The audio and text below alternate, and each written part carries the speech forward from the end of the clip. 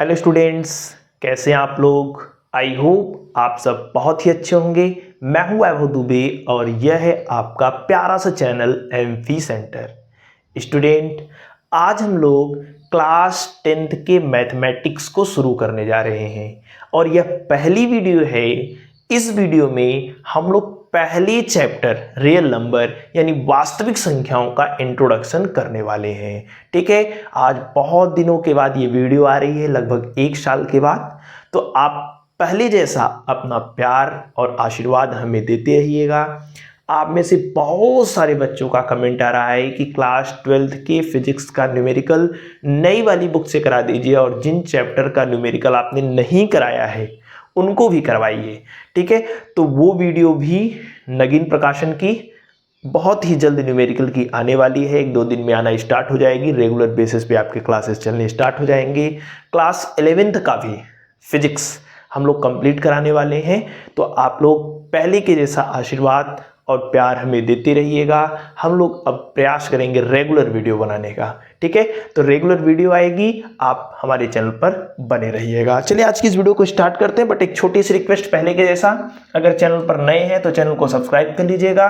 Video पसंद आए तो लाइक और शेयर कर दीजिएगा और कोई भी सुझाव है तो आप हमें कमेंट कर सकते हैं। ठीक है, अगर आपका कोई भी क्वेश्चन है, कोई भी डाउट है जो आप हमसे पूछना चाहते हैं तो ये है हमारा इंस्टाग्राम चैनल @mp-center।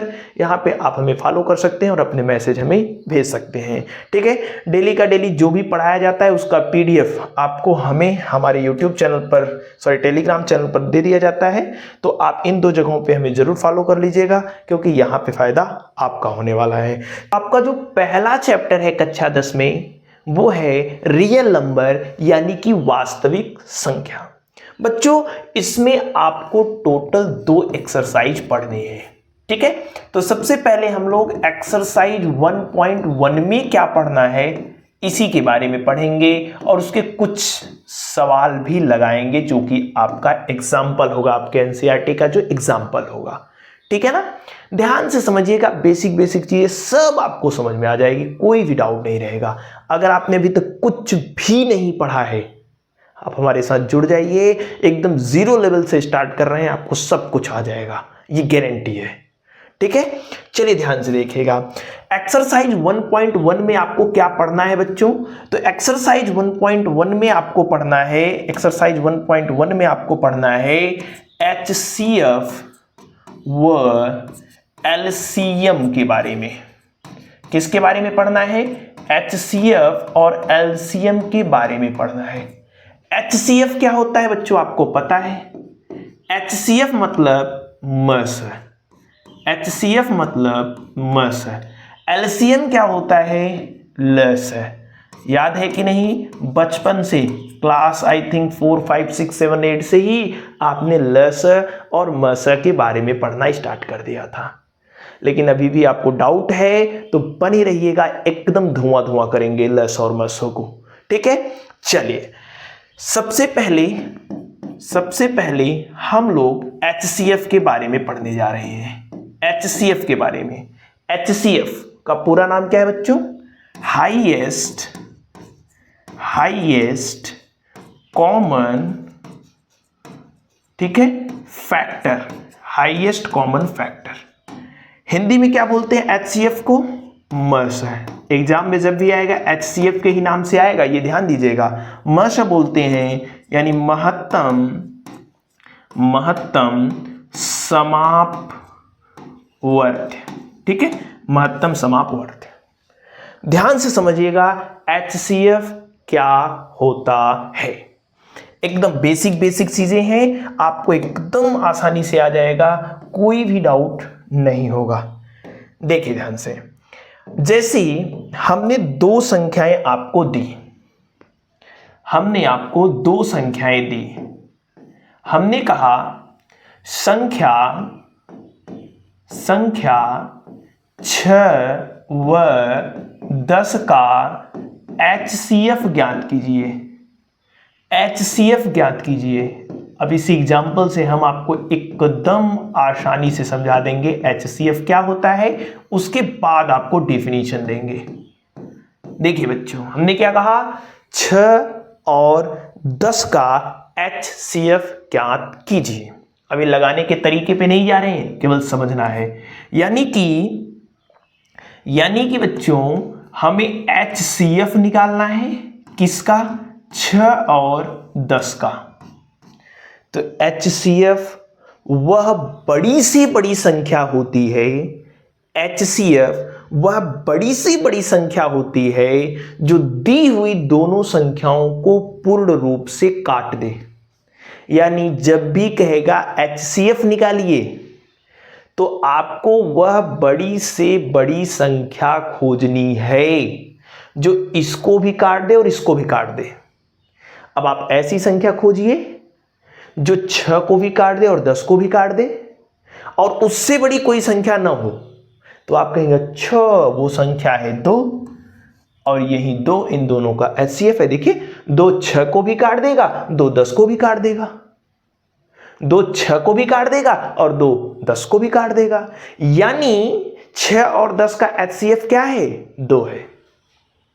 यानी HCF वह बड़ी से बड़ी संख्या होती है जो दी हुई संख्याओं को पूर्णतः विभाजित कर देती है। डिफिनीशन लिखने जा रहे हैं बच्चों, डिफिनीशन लिखने जा रहे हैं। HCF का डिफिनीशन क्या है? हमने कहा यानी महत्तम समापवर्तक वह बड़ी से बड़ी संख्या होती है, वह बड़ी से बड़ी संख्या होती है, वह बड़ी से बड़ी मतलब सबसे बड़ी, इससे बड़ी कोई संख्या नहीं होगी। बड़ी से बड़ी संख्या होती है जो दी हुई संख्याओं को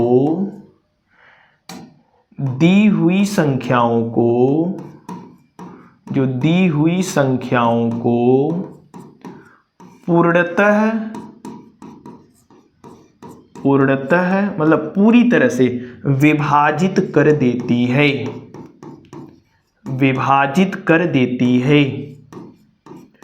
ठीक है। अगर आपसे कोई पूछेगा HCF क्या होता है, बता लेंगे। यानी वह बड़ी से बड़ी संख्या जो दी हुई संख्याओं को पूरी तरह से काट दे। जैसे हम एक क्वेश्चन आपसे पूछ रहे हैं बच्चों, आप बताइए HCF 12 और 20 का क्या होगा? 12 और 20 का HCF क्या होगा? तो आप कहेंगे कि वह संख्या जो 12 को भी काट दे और 20 को भी काट दे। तो 12 और 20 को काटने वाली संख्या कौन है? 2 भी है 12 और 20 को काट देगी, 4 भी है 12 20 को काट देगी। लेकिन आपको कौन सी संख्या चाहिए? बड़ी से बड़ी। यानी 2 और 4 में बड़ी कौन है? 4। यानी 12 और 20 का HCF कितना होगा? 12 और 20 का HCF कितना होगा? 4। क्योंकि 4 सबसे बड़ी संख्या है जो 12 को भी काट देगी और 20 को भी काट देगी, इससे बड़ी संख्या नहीं है। बात समझ पाए कि नहीं? HCF क्या होता है, ये बात आप समझ पाए कि नहीं? अगर कोई डाउट है तो बता दीजिए, कोई डाउट है तो बताइए। HCF क्या है कमेंट कर दीजिएगा, डिफिनीशन अपने मन से लिख दीजिएगा।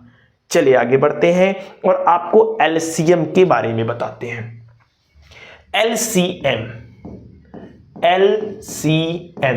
LCM का पूरा नाम क्या है बच्चों? L मतलब लोवेस्ट, C मतलब कॉमन और M मतलब multiple, lowest common multiple. LCM क्या बोलते हैं हिंदी में? लसाअ। क्या बोलते हैं? लसाअ। यानी लघुत्तम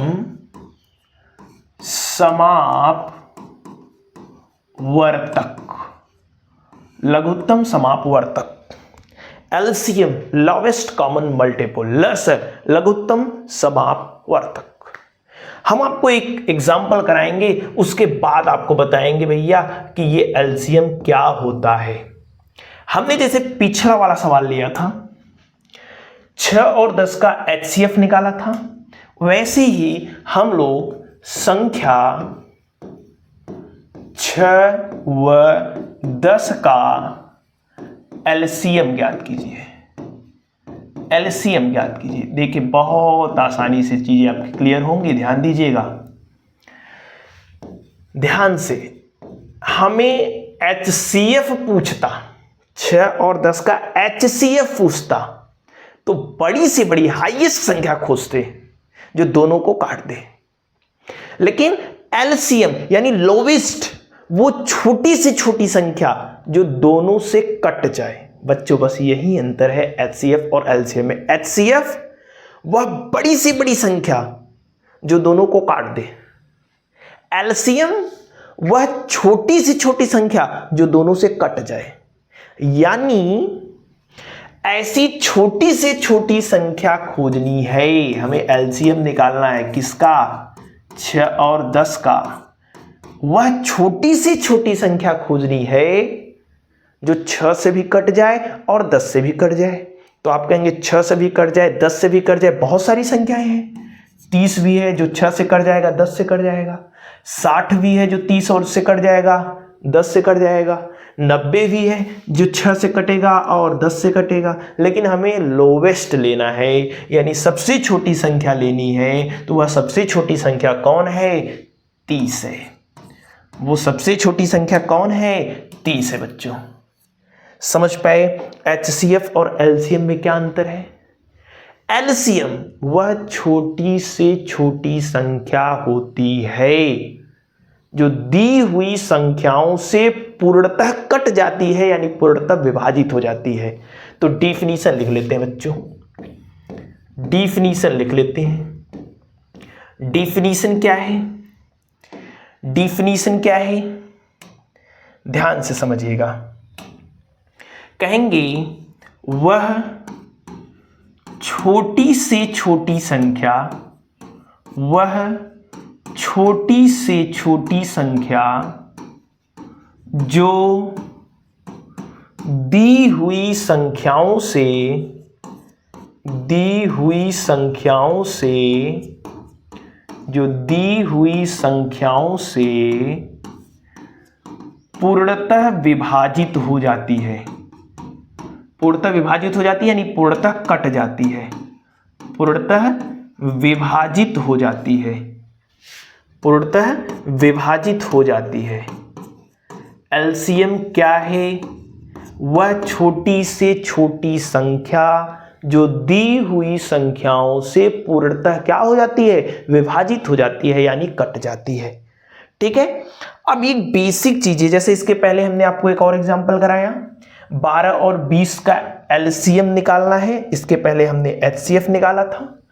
तो आप लोग बच्चों 12 और 20 का LCM निकाल करके हमें कमेंट करिए। 12 और 20 का LCM आप हमें निकाल के कमेंट करिए। क्वेश्चन नंबर नेक्स्ट वाला कह रहा है कि LCM बताइए 12 और 20 का। 12 और 20 का अभी निकालने का तरीका क्या है, एक्सरसाइज जब एग्जांपल हम लोग करेंगे वहां सीख लेंगे। पहले आप केवल डिफिनीशन कॉन्सेप्ट पकड़िए। कहा क्या बोला, 12 और 20 का LCM बताओ, यानी वह छोटी से छोटी संख्या जो 12 से भी कट जाए, 20 से भी कट जाए। वह छोटी से छोटी संख्या जो 12 से भी कट जाए, 20 से भी कट जाए। तो आप बोलेंगे भैया 30 तो नहीं होगा, 60 होगा क्या? हाँ, वह छोटी से छोटी संख्या कौन है जो 12 से भी कट जाए और 20 से भी कट जाए, वो है 60।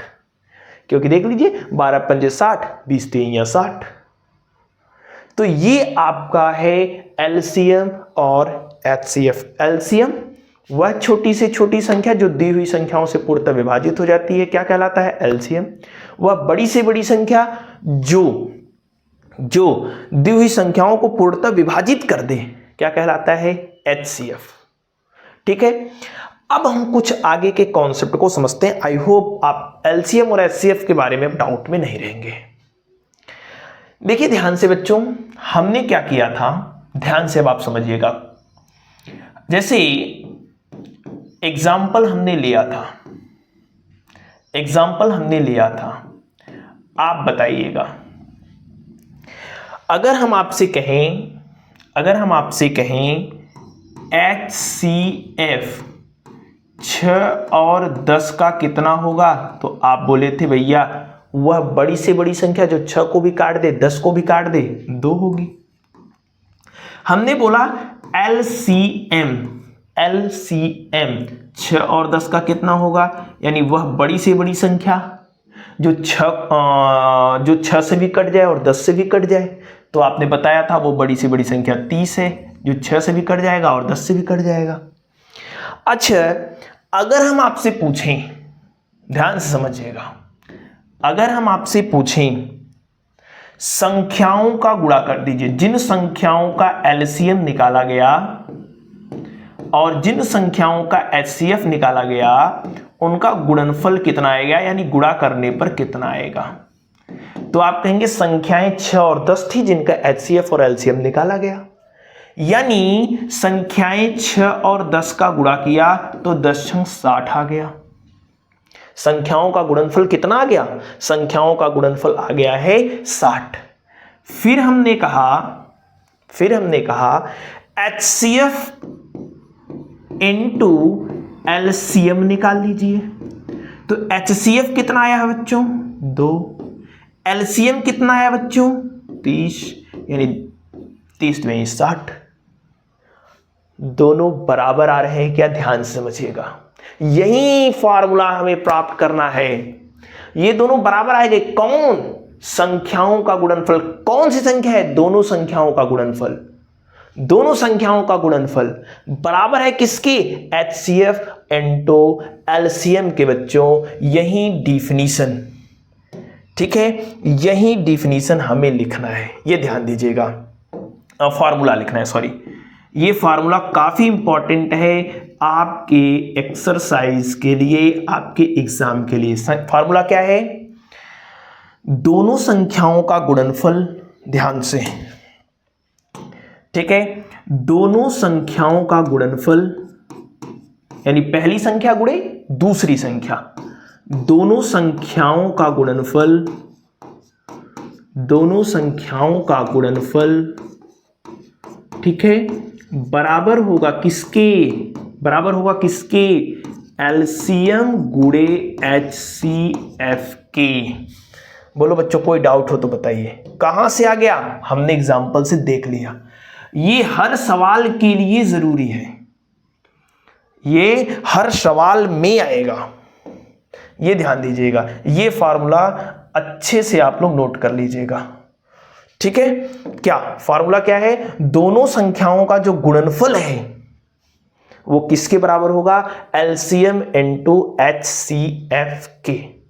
एकदम इंपॉर्टेंट फार्मूला है बच्चों, एकदम आसानी से आपको समझ में आ गया होगा और बहुत ही मजेदार चीज है।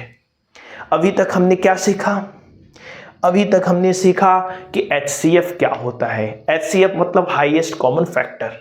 क्या होता है, वह बड़ी से बड़ी संख्या जो दी हुई संख्याओं को पूर्णतः विभाजित कर देती है, ठीक है। और हमने क्या सीखा, LCM के बारे में, वह छोटी से छोटी संख्या होती है जो दी हुई संख्याओं से पूर्णतः विभाजित हो जाती है। और क्या सीखा, दोनों संख्याओं का गुणनफल, यानी पहली संख्या गुणे दूसरी संख्या बराबर होगा LCM इंटू HCF। बेसिक आपका कॉन्सेप्ट क्लियर हुआ LCM और HCF से रिलेटेड। आ जाइए, अब आपको हम एग्जाम्पल कराते हैं। आपके एनसीईआरटी में एग्जाम्पल दिया हुआ है, एग्जाम्पल नंबर 2, कराए कि संख्याएं 6 और 20 के अभाज्य गुणनखंड विधि से HCF और LCM निकालिए।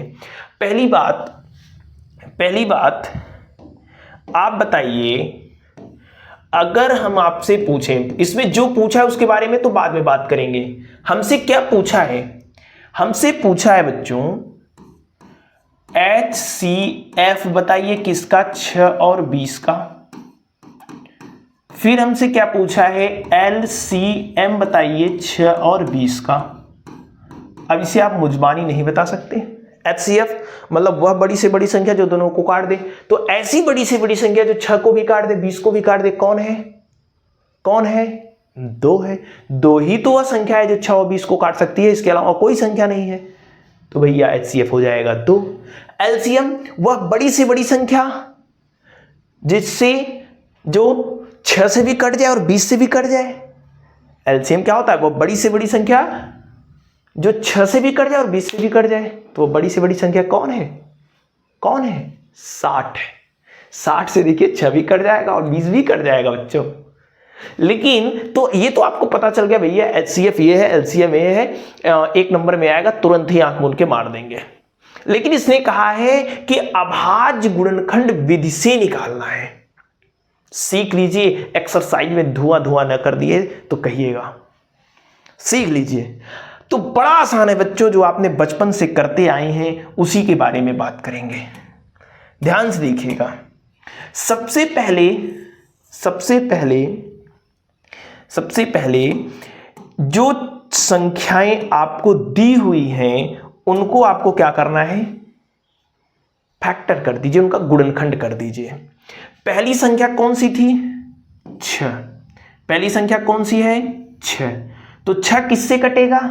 कहेंगे 6 भैया 2 से कटेगा, तो 2 त्याई 6, फिर 3 से काटेंगे 1 हो जाएगा। बताइए, कोई डाउट हो तो बताइए। ठीक है, तो हमने 6 को काट दिया, 6 को काट दिया, क्या आ गया? 6 बराबर क्या आ गया? 6 बराबर आ गया 2 गुणे 3। फिर दूसरी संख्या क्या दिया हुआ है? 20। दूसरी संख्या क्या दिया हुआ है? 20। 20 को भी काट दीजिए, 20 को 2 से काटेंगे 10 आएगा। बताइए, फिर 2 से काटेंगे 5 आएगा, फिर किससे कटेगा? फिर किससे कटेगा? 5 से काटेंगे तो 1 आएगा। यानी जो 20 है वह 2 गुणे 2 गुणे 5। जब भी सवाल में कहेगा अभाज्य गुणनखंड विधि का प्रयोग करिए तो पहले दोनों संख्याओं का ऐसे फैक्टराइज करेंगे। बच्चों, फैक्टराइज करना आपने बहुत पहले सीखा है, सवाल आएंगे तो हम आपको सिखाएंगे भी कि कैसे फटाफट आप चेक कर सकते हैं किससे कटेगा किससे नहीं कटेगा, एक्सरसाइज में। ध्यान से, अब हमें एलसीएम सीखना है। एलसीएम बच्चों ध्यान दीजिएगा, और सारी चीजें अगर आपका क्लियर ना कर दिया तो कहिएगा, इससे सरल तरीका शायद से आपको कहीं मिले।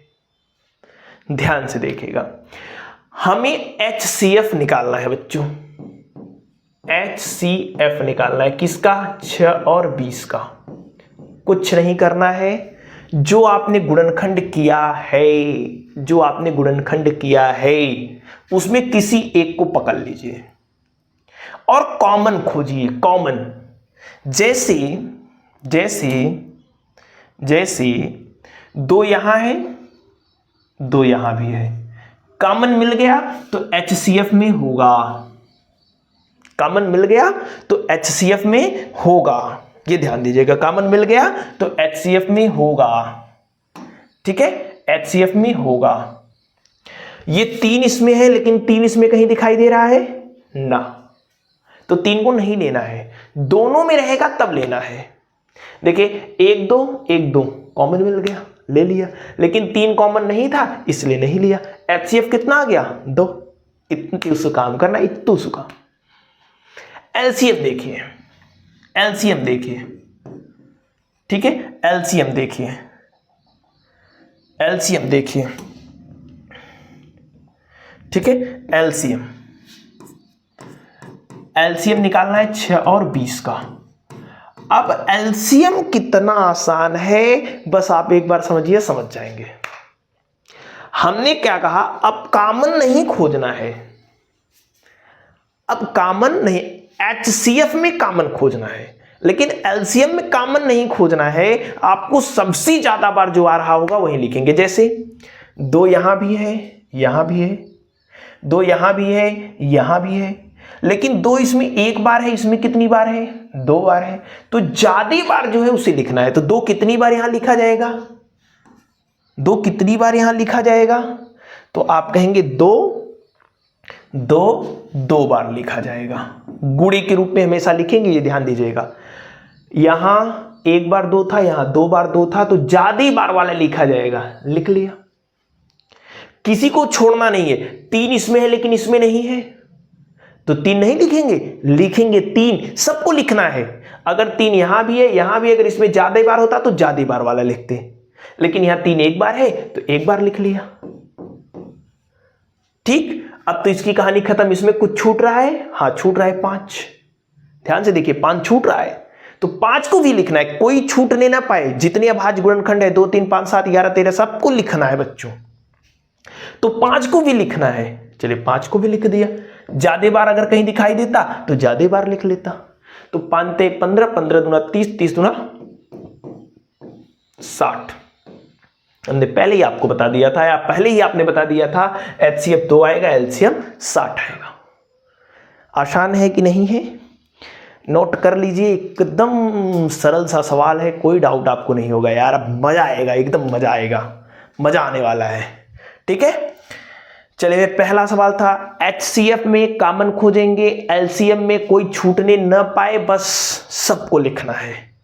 एक और सवाल, अच्छा यहां भी वेरीफाई कर सकते हैं। जो फार्मूला अगर वेरीफाई, जो हमने आपको एक फार्मूला सिखाया था, फार्मूला क्या था बच्चों? फार्मूला क्या था? फार्मूला था देखिए, अब फार्मूला हम स्टार्ट में लिखेंगे ऐसे, पहली संख्या गुणे दूसरी संख्या बराबर HCF गुणे LCM। फार्मूला वेरीफाई कर लीजिए, देख लीजिए, क्योंकि आएगा। पहली संख्या 6 है, दूसरी संख्या 20 है, HCF बच्चों 2 है, LCM 60 है। इधर गुणा करा देंगे, 20 छक्का 120, उधर 120। बराबर आया कि नहीं आया? बराबर आया कि नहीं आया? तो हमेशा बराबर आएगा, पहली संख्या गुणे दूसरी संख्या बराबर HCF गुणे LCM। ठीक है, चलिए एक और एग्जांपल देख लेते हैं। यह सवाल कह रहा है कि अभाज्य गुणनखंड विधि से, ठीक है, LCM पहले HCF निकालो, बोला पहले HCF निकालो बाद में LCM निकालो। तो चलो पहले HCF निकाल लेते हैं। हमने कहा था जब भी कहेगा HCF अभाज्य गुणनखंड विधि से निकालो, ठीक है, जब भी कहेगा HCF अभाज्य गुणनखंड विधि से निकालो, ठीक है, तो क्या करेंगे? फैक्टर करेंगे, गुणनखंड करेंगे। बच्चों ये 2 से कटेगा 48 आएगा, बोल दीजिएगा। फिर 2 से कटेगा 23 आएगा। अब 23 अभाज्य संख्या है, किसी से नहीं कटती, इसलिए किससे? 1 आएगा। समझ पाए कि नहीं? फिर 404 है, उसका भी फैक्टर करो, उसका भी तो फैक्टर करो। 404 2 से कटेगा 202 आएगा, ठीक है। फिर 2 से कटेगा 101 आएगा।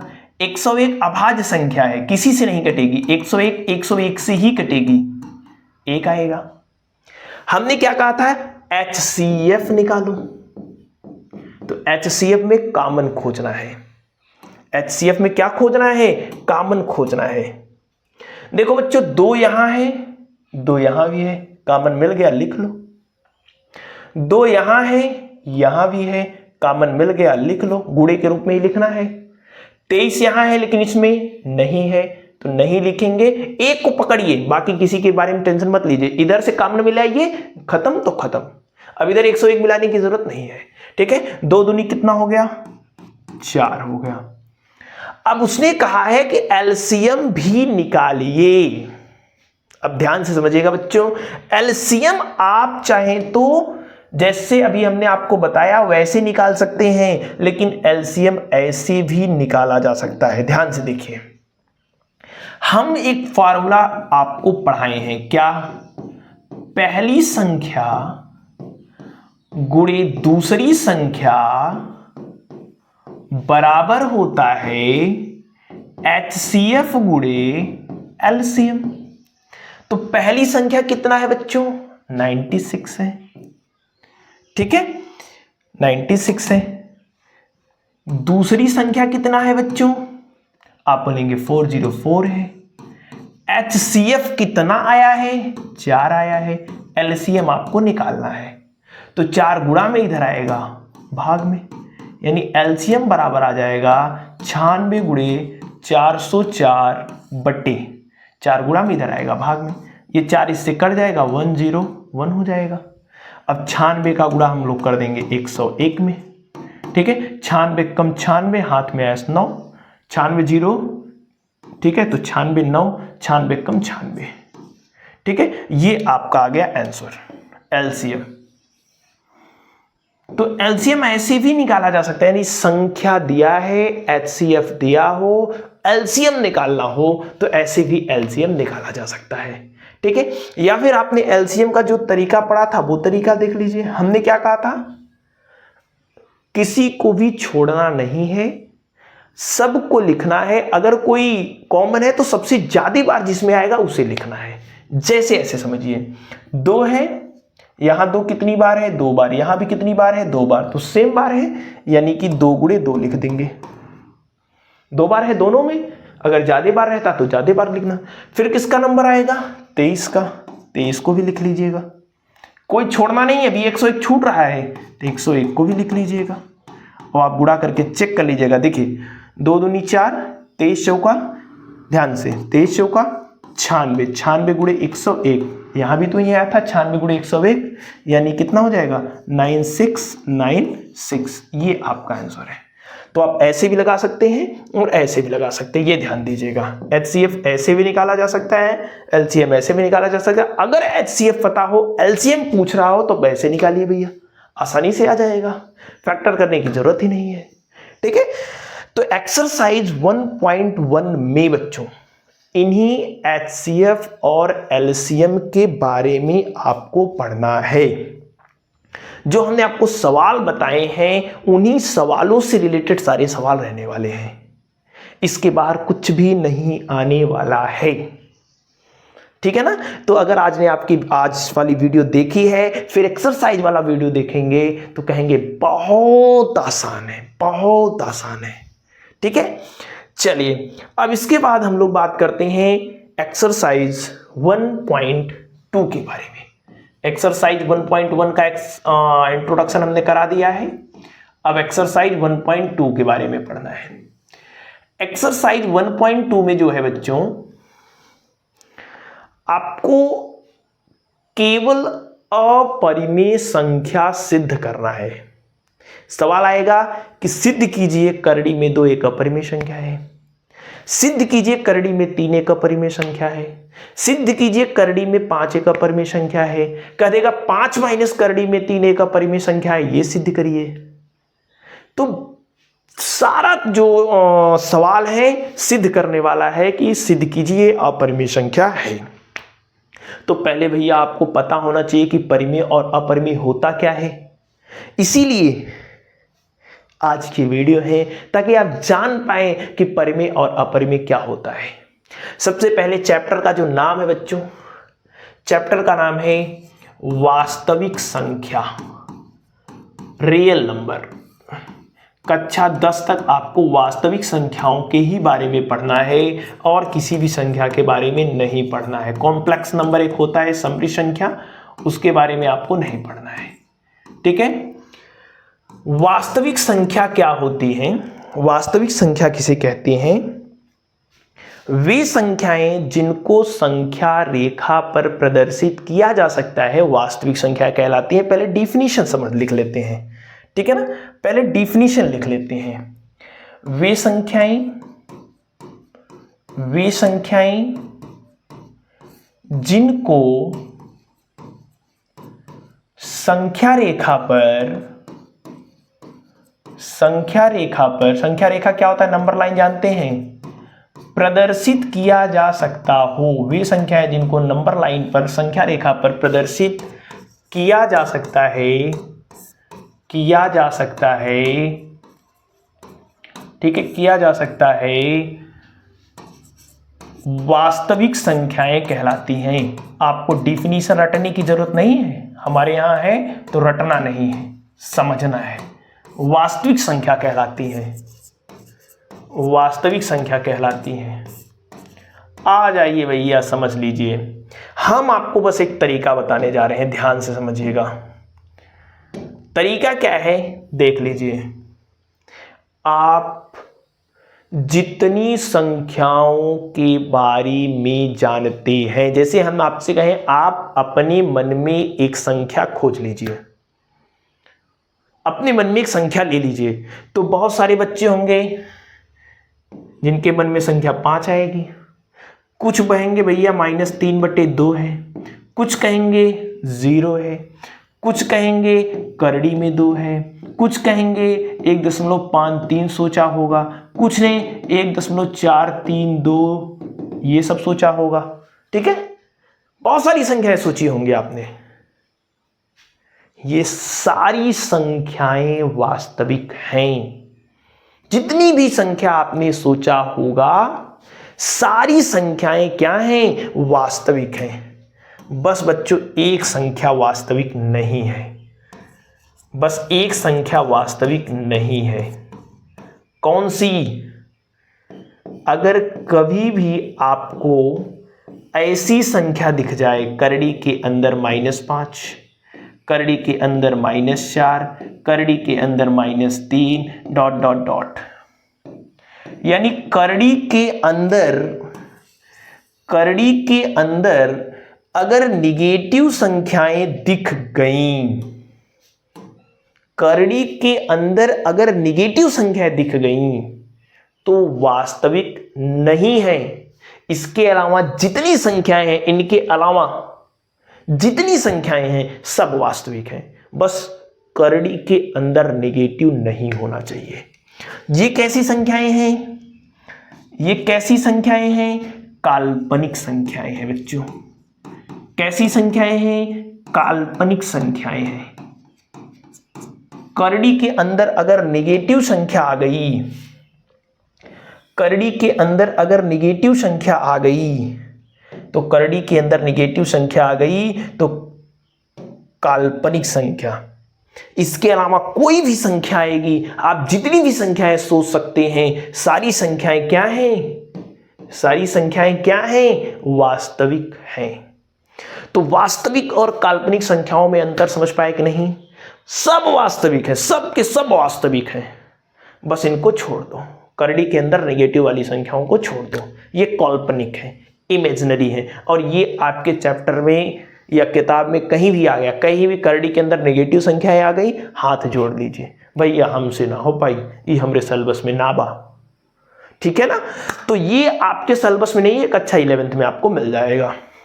तो आपको तो वास्तविक संख्याओं के बारे में पढ़ना है, इनके बारे में पढ़ना है, इनके बारे में थोड़ी ना पढ़ना है। अब वास्तविक संख्याएं जो होती हैं बच्चों, वास्तविक संख्याएं जो होती हैं, वास्तविक संख्याएं 2 प्रकार की होती हैं। वास्तविक संख्याएं कितनी प्रकार की होती हैं? 2 प्रकार की। वास्तविक संख्या 2 प्रकार की होती है। वास्तविक संख्या 2 प्रकार की होती है। 2 प्रकार की होती है। वास्तविक संख्या 2 प्रकार की होती है। ठीक है, पहला है बच्चों परिमेय संख्या। पहला है परिमेय संख्या, ठीक है, जिसे कहते हैं रेशनल नंबर। रेशनल नंबर, ध्यान दीजिएगा, एकदम आसानी से क्लियर करा देंगे। रेशनल नंबर, परिमेय संख्या, वे सभी संख्याएं जिन्हें P/Q के रूप में लिखा जा सकता है, उन्हें हम लोग परिमेय संख्या कहते हैं। जैसे एग्जाम्पल अगर ले लें तो जैसे 3/2 परिमेय संख्या है, 5 परिमेय संख्या, इसे भी तो बट्टे 1 लगा सकते हैं, 5 के बट्टे 1 कर दीजिए, यानी जिसे भिन्न के रूप में लिखा जा सकता है वह परिमेय संख्या है। ठीक है, जैसे हमने 0 ले लिया, 0 के भी बट्टे तो 1 लिखा जा सकता है। जैसे हमने -5 ले लिया, -3/2 ले लिया, -1 ले लिया, ये सारी कैसी संख्याएं हैं? आप बोलेंगे बच्चों ये सारी रैशनल नंबर हैं, यानी कि परिमेय संख्या है। यानी वे सभी संख्याएं जिनको P/Q के रूप में लिखा जा सकता है वे परिमेय संख्या है। अब कुछ बच्चे सोचेंगे कि भैया ये भी तो परिमेय होगा। कौन सा? ये वाला, करड़ी में 3, मैंने बोला ना ना ना, ये परिमेय नहीं है, ये अपरिमेय है। बोला क्यों, क्यों अपरिमेय है? इसके भी तो बट्टे 1 लगा सकते हैं, ये भी तो p बट्टे q के रूप में लिखा गया है, ये भी तो भिन्न के रूप में लिखा गया है। तब तो करड़ी में 3 बट्टे 1 यानी p बट्टे q ये भी परिमेय है। तो बच्चों ये ध्यान देने वाली बात है कि p और q पूर्णांक होने चाहिए। पूर्णांक मतलब पूरा पूरा अंक, 1, 2, -1, -2, -10, -20, -15 ये सब होने चाहिए। करड़ी मरड़ी थोड़ी ना चलेगी। ध्यान से समझ लीजिएगा, करड़ी में 3 बट्टे 1 p बट्टे q के रूप में लिखा गया है, लेकिन कंडीशन ये भी है कि p और q क्या होने चाहिए, पूरा पूरा अंक होने चाहिए। लेकिन करड़ी में 3 पूरा पूरा अंक नहीं है, इसलिए करड़ी में 3 बट्टे 1 परिमेय संख्या नहीं है। तो करड़ी में 3 बट्टे 1 p बट्टे q के रूप में लिखा गया है, लेकिन पूर्णांक नहीं है। ध्यान समझिएगा, हम कुछ और बेसिक चीजें लिख लेते हैं। पूर्णांक होना चाहिए, p और q क्या होने चाहिए, पूर्णांक होना चाहिए। लेकिन यहां ऊपर वाला, यहां √3 पूर्णांक नहीं है, इसलिए करड़ी में 3 परिमेय संख्या नहीं है। करड़ी में 3 परिमेय संख्या नहीं है। करड़ी में 3, अरे बोलेंगे पूर्णांक नहीं है, करड़ी में 3 पूर्णांक क्यों नहीं है?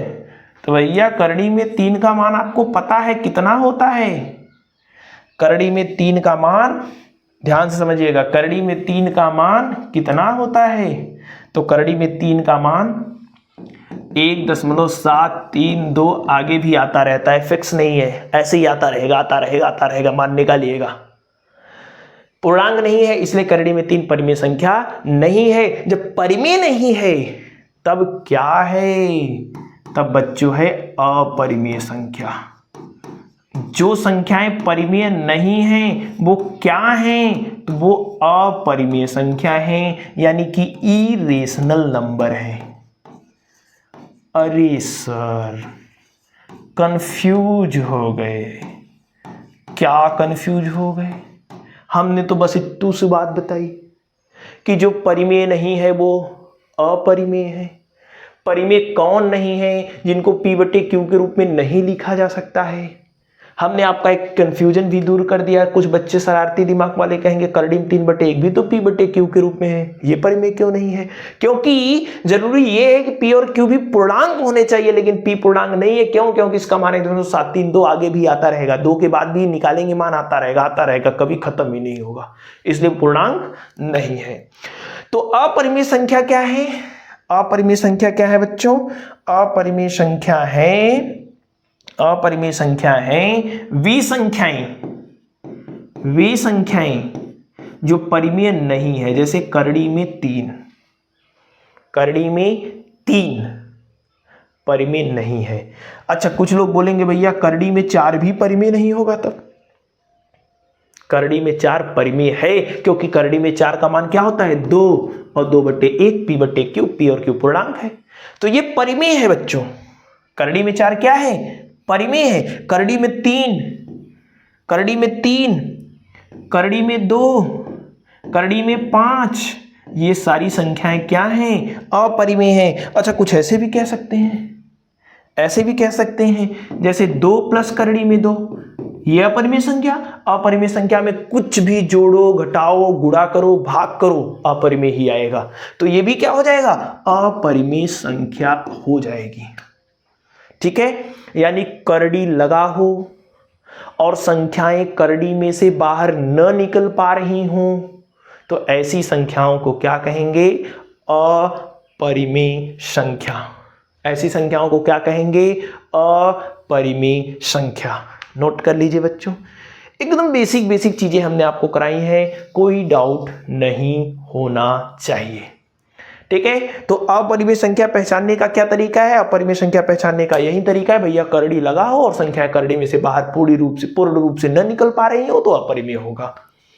एक और चीज हम आपको यहां समझा देते हैं। अगर दशमलव संख्या है, दशमलव संख्या में कौन परिमेय है और कौन अपरिमेय है, दशमलव संख्या में कौन परिमेय है कौन अपरिमेय है, ध्यान से देख लीजिएगा बच्चों, ध्यान से देखिएगा। दशमलव संख्या में हम एक दशमलव संख्या लिख रहे हैं 1.532 और एक दशमलव संख्या लिख रहे हैं 1.532 ... इन दोनों में क्या अंतर है? तो आप बोलेंगे क्लास 9th के अकॉर्डिंग, जो आपने क्लास 9 में पढ़ा है, ये शांत दशमलव है। ये कैसा दशमलव है? शांत। शांत मतलब ... नहीं लगा रहेगा। अगर ... लगा है, जैसे यहां ... लगा है, तो उसे क्या बोलेंगे? अशांत दशमलव। क्या बोलेंगे बच्चों? अशांत दशमलव। दशमलव संख्या दो प्रकार की, शांत और अशांत। शांत मतलब रिमाइंडर शेषफल 0 आ गया है, भाग देने पर रिमाइंडर 0 आ जाएगा, या फिर ऐसे समझिए ... नहीं लगा रहेगा तो शांत होगा। ... मतलब अभी इसके आगे और भी संख्याएं आना बाकी है, और भी संख्याएं आएंगी, यानी रिमाइंडर 0 नहीं आया है, तो ऐसी संख्याओं को बोलेंगे अशांत दशमलव। शांत मतलब ... नहीं लगा रहेगा, अशांत मतलब ... लगा रहेगा। बच्चों ध्यान से यही तो समझना था हमें। शांत दशमलव है तो पक्का परिमेय होगा। शांत संख्या है, शांत दशमलव है तो पक्का क्या होगा? परिमेय होगा। एकदम आपको परिमेय और अपरिमेय पहचानना सिखा देंगे, ठीक है। और अशांत अगर है तो परिमेय भी हो सकता है और अपरिमेय भी हो सकता है। अब ऐसा मत सोचिएगा कि शांत दशमलव है तो परिमेय और अशांत है तो अपरिमेय। अगर अशांत है तो परिमेय भी हो सकता है और अपरिमेय भी हो सकता है बच्चों, अपरिमेय भी हो सकता है। तो कभी शांत दिख गया तब तो टेंशन फ्री हो जाओ, पक्का क्या होगा? परिमेय होगा। अशांत आ गया तब कंफ्यूजन होगा, परिमेय है कि अपरिमेय। तो चेक करते हैं, ध्यान से देखिएगा, ध्यान से देखिएगा। जैसे हमने एक संख्या लिख दिया 1.4444 ... ये बताइए शांत है कि अशांत? आप बोलेंगे अशांत है। क्यों? क्योंकि ... लगा है, ... लगा है। तो ये भैया अशांत है, अशांत है।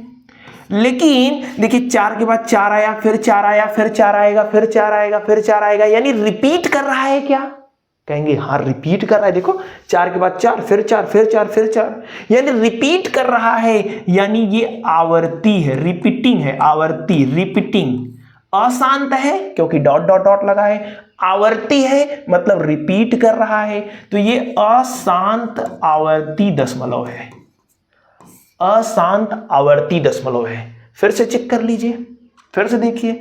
जैसे हमने कहा 1.515151 ...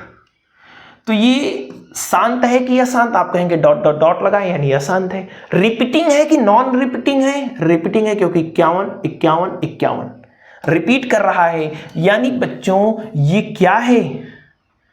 ये अशांत आवर्ती दशमलव है।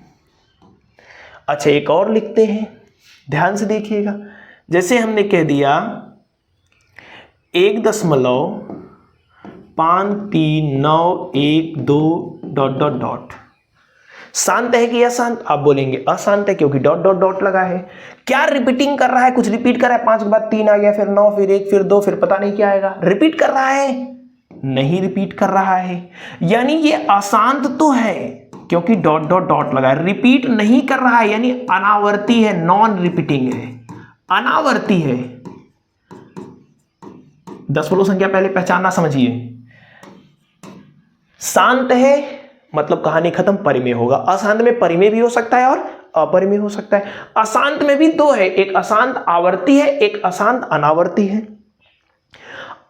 और एक एग्जांपल लिख लीजिए, जैसे हमने लिख दिया 1.732 करड़ी में वाली संख्या, ये बताइए रिपीट कर रहा है, अशांत है? हाँ भैया अशांत है। ये क्या है? अशांत है। आवर्ती है कि अनावर्ती है? आप बोलेंगे भैया अनावर्ती है, नॉन रिपीटिंग है, कहीं भी रिपीट करता हुआ दिखाई, 7 के बाद 3, 3 के बाद 2, फिर पता नहीं क्या आएगा। तो ये अशांत अनावर्ती है। अब जिसको ये पहचानना आ गया उसको ये भी आ जाएगा। अगर बच्चों अशांत आवर्ती है तो परिमेय होगा। अशांत आवर्ती है तो क्या होगा? परिमेय होगा। क्या होगा? परिमेय होगा। अगर अनावर्ती है, नॉन रिपीटिंग है, तो अपरिमेय होगा। ना समझ पाइला बाबू कि समझ गए? कमेंट करके बता दीजिएगा। न समझ में आए फिर से रिपीट करके देखिएगा, मजा आएगा यार। ऐसा तो हो ही नहीं सकता ना आए।